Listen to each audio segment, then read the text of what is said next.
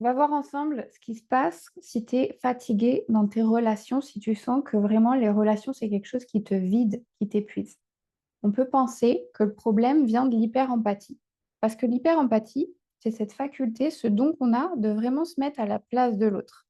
Ça veut dire que tu es toujours, constamment, peut-être, si tu n'as pas appris à canaliser, à nommer ça, en train de réfléchir depuis, comme si un peu on était sur l'épaule de l'autre personne. On n'est pas à l'intérieur de nous. Si on était en train d'écouter ici, on serait ici avec parfois on te parle de ta bulle de protection, voilà, tu dois te couper, tu dois te détacher. On a vraiment du mal à faire ça quand on a une hyper-empathie qui n'a pas été nommée, qui n'a pas été donc canalisée.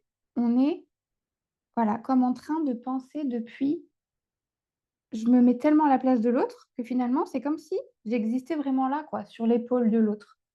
Je suis en train d'écouter, je suis en train d'absorber et je suis en train, voilà, je ressens, hein, je fais comme une éponge.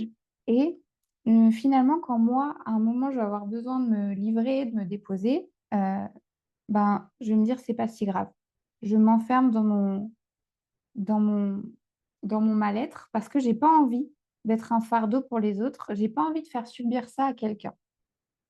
Or, c'est parce que j'ai ce rôle invisible que je porte de sauveur que je m'enferme dans toutes ces croyances et dans toutes et que je crois que j'ai tout un tas de problèmes qui n'en sont pas.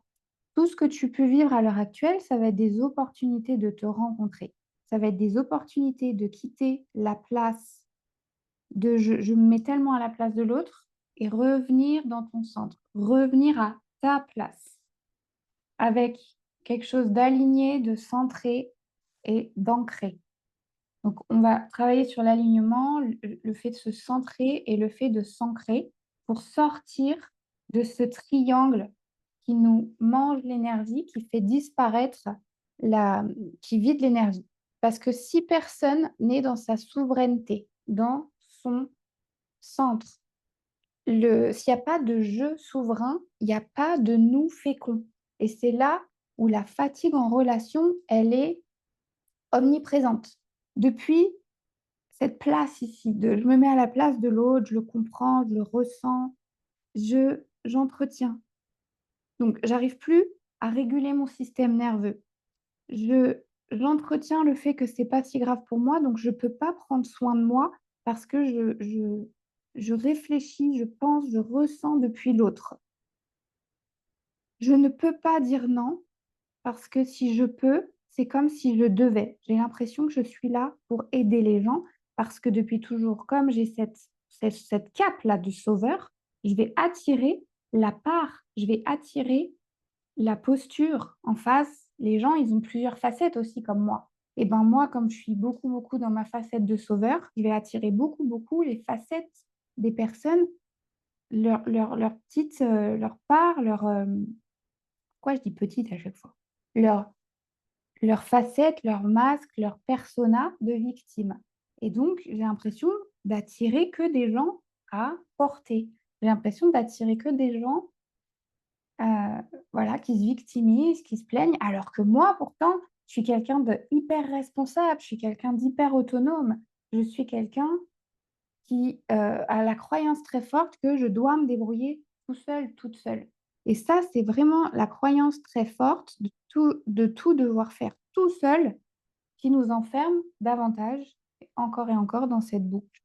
Donc tout ça, c'est des jeux, c'est comme si on jouait un rôle, c'est pas la vérité. C'est une interprétation, une perception des relations depuis une identité de survie. Depuis toujours, j'ai été aimée, validée, reconnue quand j'étais utile, alors je vais miser là-dessus. C'est un mécanisme de survie. Ça a été hyper brillant. Ça nous a permis de survivre, ça nous a permis d'entrer en relation, ça nous a permis d'être regardés, d'être reconnus. Parce que le sujet central de ce labyrinthe-là, de ce syndrome du sauveur, c'est de n'avoir jamais eu un regard qui dit tu existes et tu es assez tel que tu es. Le sauveur, il existe quand il est dans le faire pour l'autre. soit je porte ses émotions, j'écoute, je vais résoudre son problème. Il existe dans le faire. Donc il est très fatigué et c'est normal, c'est une opportunité de voir comment est-ce qu'aujourd'hui je peux exister dans l'être. Qui suis-je quand je n'ai personne à sauver? Et là, je peux commencer à mettre ces jeux de rôle très loin de moi et à revenir dans mon centre, dans ma souveraineté. Et donc, c'est là où on ne subit plus sa vie, mais on est en train de la créer. On ne subit plus ses relations, on est en train de créer de véritables connexions.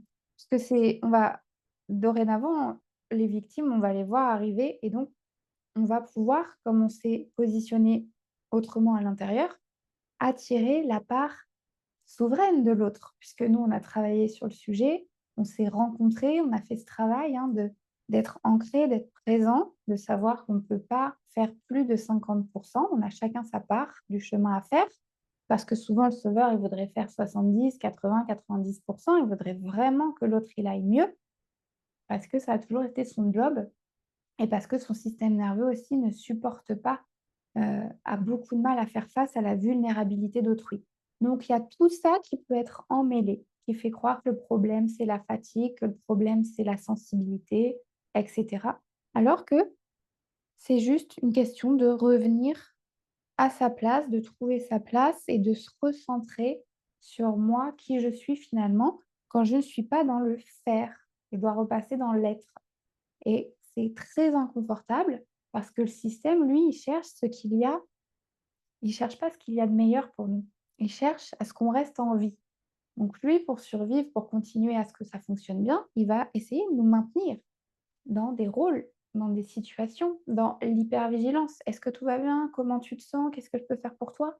Alors que je suis déjà épuisée au fond, je sens bien que je ne peux pas m'empêcher de toujours en faire plus parce que mon système n'a connu que ça. L'enjeu ici, c'est d'apprendre à réguler son système, à revenir dans des relations où chacun fera preuve de souveraineté. On va attirer les parts, d'autres facettes des gens que celles qui jouaient sans arrêt la victime auprès de nous, qui jouions sans arrêt le sauveur. C'est tout l'objet de ce qu'on fait dans Shift. Ça dure 3 mois et si ça t'intéresse, je te mets le lien dans la description de cette vidéo. Si tu as d'autres questions sur le labyrinthe du sauveur, l'hyperempathie ou d'autres sujets en rapport avec cette chaîne, on se retrouve dans les commentaires. Prends bien soin de toi.